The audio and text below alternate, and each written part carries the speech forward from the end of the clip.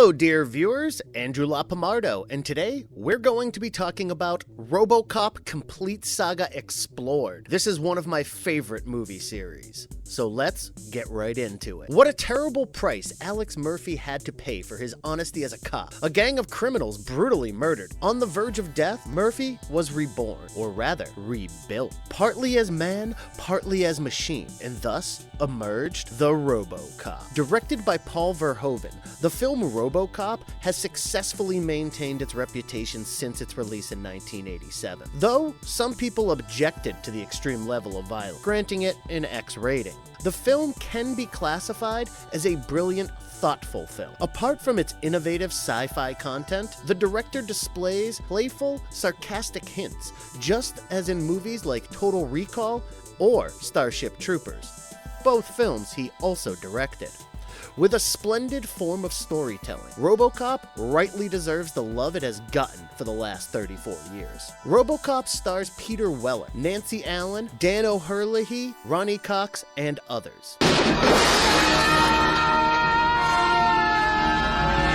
3 years later, RoboCop 2 was released as a sequel, which was quite entertaining, but couldn't reach up to the splendor of its classic prequel. Directed by Irvin Kushner, the film saw the return of Peter Weller as RoboCop, Nancy Allen as Lewis, and Dan O Herlihy as the Old Man. It mainly highlights the conflict between RoboCop and the rising drug lord called Kane. RoboCop 3 was released in 1993 by Orion Pictures, directed by Fred Dekker, yes, the same one from Monster Squad, the film's co-writer. The other writer was comic book legend Frank Miller. The most disappointing fact about this film is Robert John Burke replaced Peter Weller due to conflict with his schedule. Moreover, his partner Nancy Allen was also killed in the movie. Unlike the X and R ratings of the prequels, this film grabbed an MPAA rating of PG-13.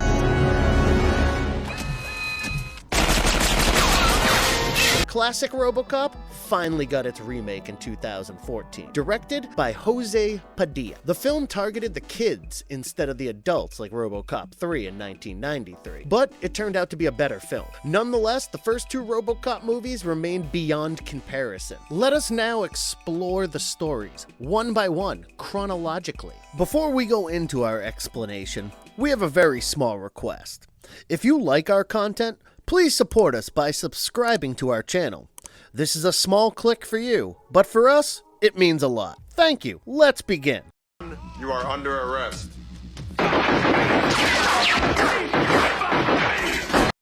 Part man, part machine, all cop. RoboCop, released in 1987. The movie commenced with a news report stating that brutal crime in old Detroit was beyond control, as many police officers had been murdered and injured. The prime suspect of the murders was old Detroit crime head Clarence Boddicker. The Detroit Metro Police Department, or the DPD, blamed the Omni Consumer Products, or OCP, that had entered into a contract of managing the DPD, but OCP chairman, referred to the Old Man, was only interested in converting old Detroit into a modern version called Delta City. But before this conversion took place, OCP's primary concern was to eradicate crime from the city. In a board of directors meeting, senior president Dick Jones keenly presented his updated law enforcement droid, Ed 209, which according to him would succeed in eradicating crime from Detroit. But unfortunately,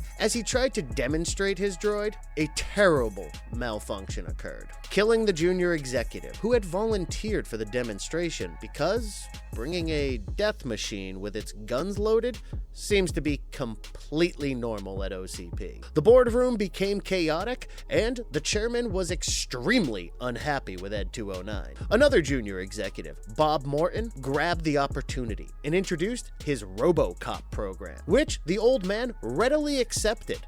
As a result, Jones started hating Morton considerably. Perhaps you're aware of the RoboCop program developed by myself at Security Concepts as a contingency against just this sort of thing? In the meantime, veteran officer Alex Murphy was transferred from Metro South to Metro West Precinct. Ann Lewis was assigned as his partner. They were on patrol and had just stopped for coffee when they got informed of a robbery in a pharmaceutical company. As they chased the thugs, Murphy and Lewis got separated. Murphy was lured into an abandoned steel plant and murdered brutally by the most wanted gang leader, Boddicker. After Murphy's death, he was taken by Morton's team and transformed into a full-body prosthetic cyborg, emerging as the first RoboCop. RoboCop hardly remembered anything from his life as Murphy, except his habit of twirling his pistol, which he had developed to impress his son. RoboCop became highly successful in lowering the crime rate in Detroit. While with this effective program, Morton achieved the position of vice president in OCP. Enraged, Jones involved Boddicker, who was revealed to work for him, and murdered Morton on his order. With passing time, RoboCop regained more of his past memories, especially when he started arresting the criminals responsible for his death. Finally, he managed to capture Boddicker, who confessed that Jones would protect him. RoboCop could not kill Boddicker due to the Directive 3 clause of his program, which stated, "Uphold the law." He took Boddicker to the police station and advanced to Jones's office to capture him, but Directive 4 stopped him from opposing any OCP officer. While Jones declared and boasted his powers and crimes, including the murder of Bob Morton, the Ed 209 and several other team members of Jones's attacked and damaged RoboCop, who managed to escape with the help of Lewis. RoboCop effectively mended himself while Detroit Police Department started their long-threatened strike. Amidst the prevailing chaos, Jones ordered Boddicker to destroy RoboCop. In return, he promised to make Boddicker the new crime lord of the proposed Delta City. He supplied Boddicker's gang with vehicles, weapons, like, just for example, a Cobra assault cannon, and a tracking device to locate RoboCop. When Boddicker's gang used the tracking device, they located RoboCop in the same abandoned steel mill where he had been murdered. In the confrontation that followed, RoboCop and Lewis killed all the gang members of Boddicker, despite Lewis being seriously wounded and RoboCop being further damaged. Boddicker tried to shoot Lewis, but RoboCop stabbed him in the neck with his cool data transfer spiky thingy and killed him. Meanwhile, RoboCop reached the OCP headquarters, interrupted an ongoing executive meeting, and accused Dick Jones of murdering Morton. On his denial, he played the recording of Jones's confession after being asked for evidence from the old man. Jones panicked and took the old man hostage while demanding a helicopter for his escape. The outraged chairman immediately fired Jones, thus disabling Directive 4. As RoboCop shot Jones several times as his body crashed through the window and plunged to the ground. As the old man complimented RoboCop and asked his name, he paused, smiled, and replied, "Murphy." What's your name?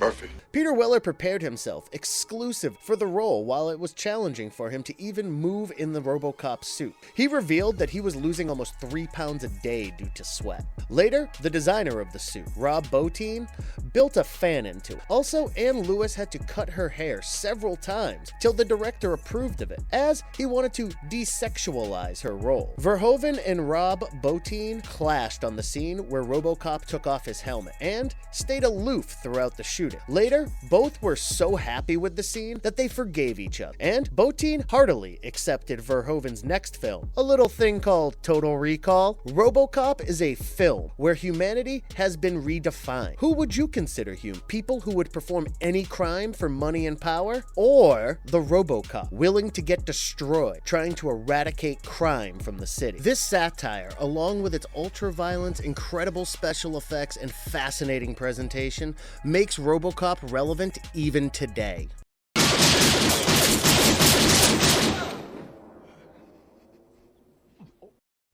He's back to protect the innocent. RoboCop 2, released in 1990. The story commenced with a media break news report conveying that life in Detroit had not improved to a great extent, even with the introduction of the RoboCop, the cybernetic police officer made from the dead body of Officer Alex Murphy. Though RoboCop had successfully decreased the crime rate of Detroit, the remaining police force continued their strike due to a deduction in salary and benefits by OCP. RoboCop remembered everything from his past life, and also reached out to his wife, but realizing that he could never return to his previous life, he told her that he had been given her husband's face to honor him. A new, highly addictive designer drug, Nuke, flooded the streets of Detroit. The mastermind behind the drug was a mysterious cult leader, Kane, who had also spread terror to promote the drug. Meanwhile, OCP started working on RoboCop 2, a further developed version of RoboCop, with the brains of murdered cops that would be mass-produced. Whenever the revived officers were activated, however, they always committed suicide. Dr. Juliet Fax, a psychologist, theorized that Murphy's strong moral code and strict Catholic upbringing were necessary for his early success. She persuaded the chairman to let her oversee the project to recoup the company's $90 million research and development. However, the research team was shocked to hear that she preferred working with death row convicts who sought power and immortality rather than cops. You are under arrest. OCP's current plans came into focus as they attempted to buy Detroit's default on its debt. Meanwhile, while interrogating the criminals who tried to rob a gun store, RoboCop and Lewis found out that the criminals were addicted to the new drug Nuke and discovered the lab where the drug was manufactured. The lead persons involved with the production were Kane, his girlfriend Angie, a juvenile apprentice Hobb, and a corrupt police officer, Duffy. However, when RoboCop confronted Kane and his gang in an abandoned site, RoboCop was defeated, dismantled, and left in front of the Detroit police station. Initially, OCP was not interested in rebuilding Cop. First, due to its massive cost, and secondly, they were more interested in RoboCop 2. However, psychologist Fax revived RoboCop, but with a set of 300 new directives added to his program. The new set of directives stopped him from taking aggressive action against the criminal, and also defending himself. He was unable to perform as effectively as before. He decided to consult with the original team who had created him, and followed their instructions, as he exposed himself to a tremendous magnitude of electrical current, erasing all the new set of directives.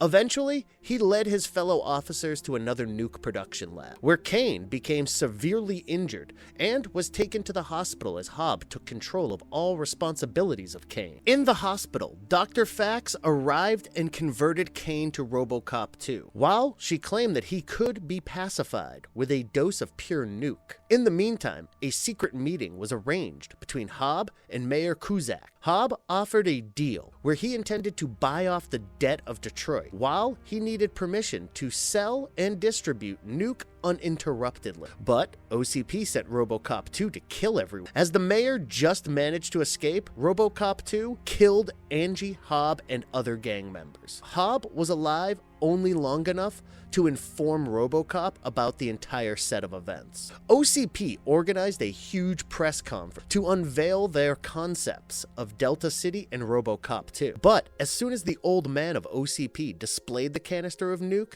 to demonstrate the threat it imposed, Kane, as RoboCop 2, became agitated and started attacking the crowd and RoboCop. A fierce battle ensued between RoboCop and RoboCop 2. Finally, RoboCop distracted RoboCop 2 with the canister of Nuke and crushed his brain. OCP put the entire blame on Fax, and when Lewis expressed her grudge that the remaining executives of OCP got away with the crime, RoboCop said, "We're only human."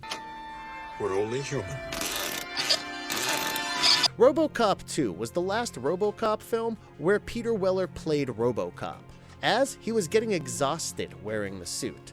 And also, he was very disappointed with the script of the film. The RoboCop suit in this film was made of fiberglass, allowing Weller more comfort in wearing the suit. The film received mixed reviews from the critics and the fans of the previous film. Many felt that the film failed to introduce the human touch that was promptly visible in the previous film. Despite the praiseworthy special effects and action sequences, many people thought that the violence surpassed the story of humanity. Many disliked the idea of Hobb, a teenager, killing people ruthlessly and taking over the drug business. If handled properly, RoboCop 2 could have been a worthy successor of the original film.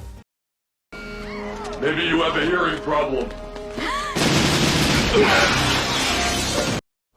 Chaos, corruption, civil war. he's back to lay down the law. RoboCop 3, released in 1990. We have reached the third sequel of RoboCop.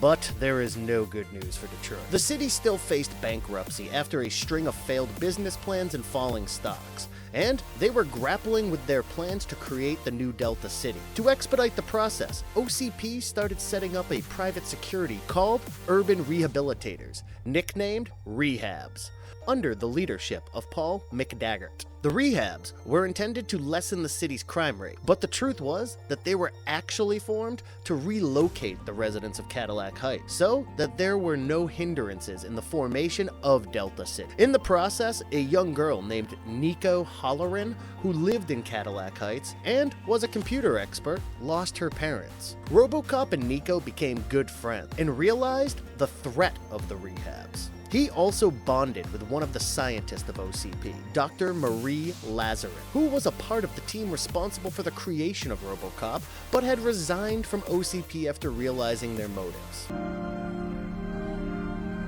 Hey! Soon, the Rehabs started replacing the police as violent crime went beyond control. The concept of Delta City, that was the dream of the CEO, the old man, was taken over by the Japanese company Kanamitsu Corporation. They became the controlling power of OCP after becoming the principal stockholder. The current CEO, Kanamitsu, developed its own ninja robots called Otamo to aid McDaggart in removing the current citizens and proceeding with the Delta City project. One night, RoboCop and Lewis confronted the Rehabs to protect the innocent civilians, but in the process, McDaggart fatally wounded Lewis, who eventually succumbed to her injuries. Since RoboCop cannot defend himself due to his fourth directive programming, he was rescued by members of the resistance movement by Nico and the residents of Cadillac Heights. He became a part of their movement. Since he was severely damaged during the shooting, the efficiency of the RoboCop system dropped. He summoned Dr. Lazarus, who immediately arrived and treated him, eliminating the fourth directive. During a previous foray into an armory, the resistance collected a prototype jetpack originally intended for RoboCop to use. Lazarus modified and updated it, making RoboCop even more powerful.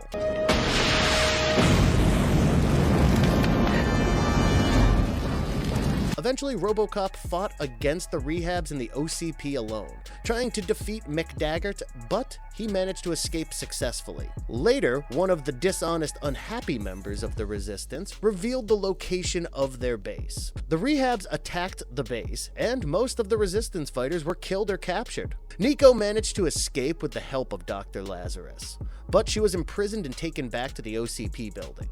When RoboCop returned to the rebel base, an Otamo unit arrived and attacked him. RoboCop was once again severely injured, though he managed to destroy his opponent. Nico infiltrated the OCP building and helped Lazarus broadcast an impromptu video revealing the crimes of OCP. It showed OCP being responsible for the city's high crime rate and accusing them of killing Cadillac Heights residents. The broadcast caused OCP shares to fall, ruining them financially.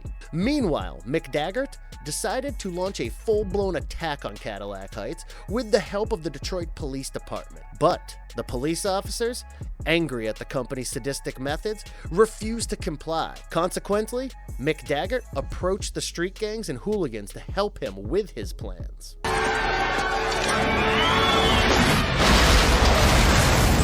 When the Rehabs and the hooligans were about to attack the Resistance members, RoboCop flew to the spot, attacked, and defeated them. He then reached the OCP building, where McDaggart was waiting for him for a final combat. Two Otamos attacked RoboCop and were about to destroy him when Nico and Lazarus managed to reprogram the Otamos, making them destroy each other. However, the reprogram triggered a self-destruction program in both units. The flame from the jetpack of RoboCop hit McDaggart, injuring him severely while RoboCop fled with Nico and Lazarus, leaving McDaggart to die in the explosion. While OCP was being re-established, Kanamitsu arrived and bowed to RoboCop and the group with respect. The former CEO congratulated RoboCop and asked his name, to which he replied, "My friends call me Murphy.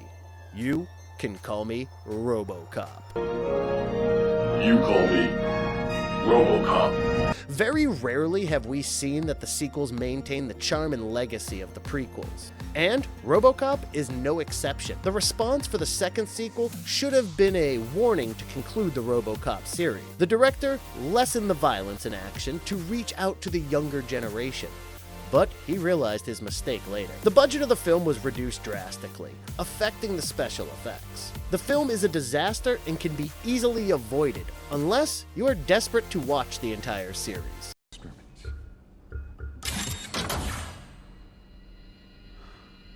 We've got the future under control. RoboCop, released in 2014. In 2028, multinational conglomerate Omnicorp has been leading in robot technology, as their drones were being used everywhere except the United States. The Dreyfus Act in the USA had prevented the drones from using firearms and being used locally. Omnicorp's CEO, Raymond Sellers, had instructed his marketing team under the supervision of scientist Dr. Denton Norton to create a new law enforcement product with the combination of human and machine. He hoped that the success of this project would convince the people about the advantages of machines and enhance the company's profit. Alex Murphy was an honest, intelligent, and disciplined cop who, with his partner Jack Lewis, was investigating the local crime with Anton Vallon. Two corrupt police officers who worked for Vallon informed him about everything Murphy and Lewis were up to.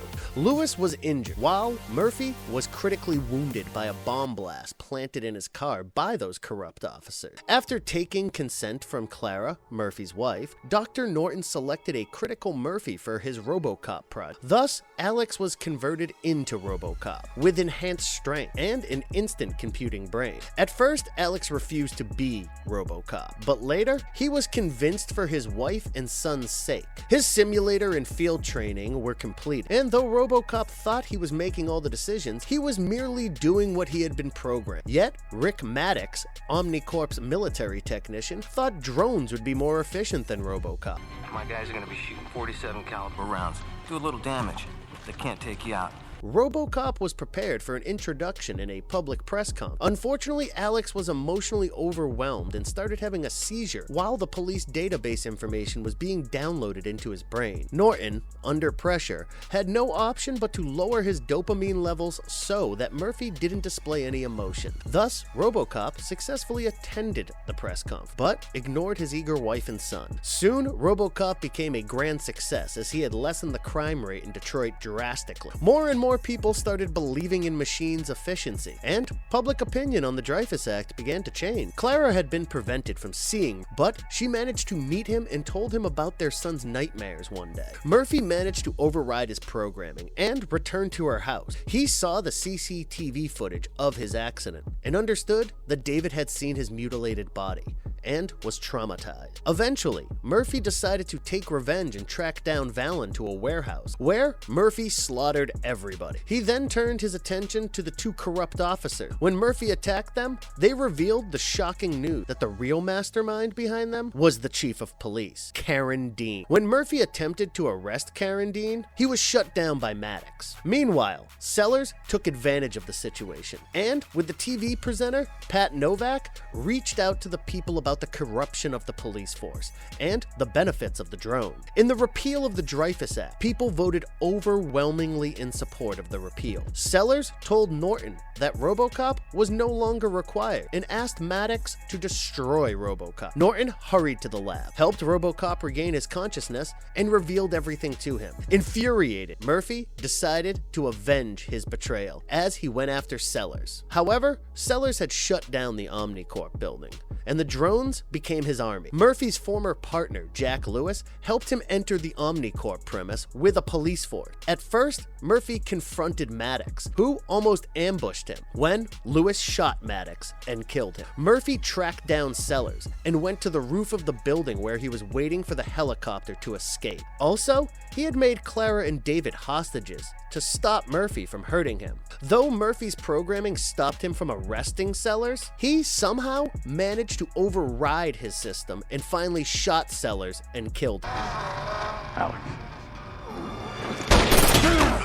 Murphy was rebuilt in Dr. Norton's lab as Clara and David visited him. The president vetoed the repeal of the Dreyfus Act as Dr. Norton confessed everything done to the RoboCop program. Dr. Norton still praised Sellers and Pat Novak hammered Norton for his confession. As he concluded his show, he urged the viewers to stop complaining and get along with the show. Screen James had announced a remake of RoboCop in 2005, but the project was suspended for a year. Afterward, the film was delayed multiple times until Padilla signed on as the director in 2011. The film received a mixed response. Some were happy with the performances, action, style, and political satire, but some criticized the lack of humor and violence compared to the original film. The film grossed $242 million against a budget of $100 to $130 million. Detroit celebrated RoboCop Day on the 3rd of June in 2014, coinciding with the home media release date.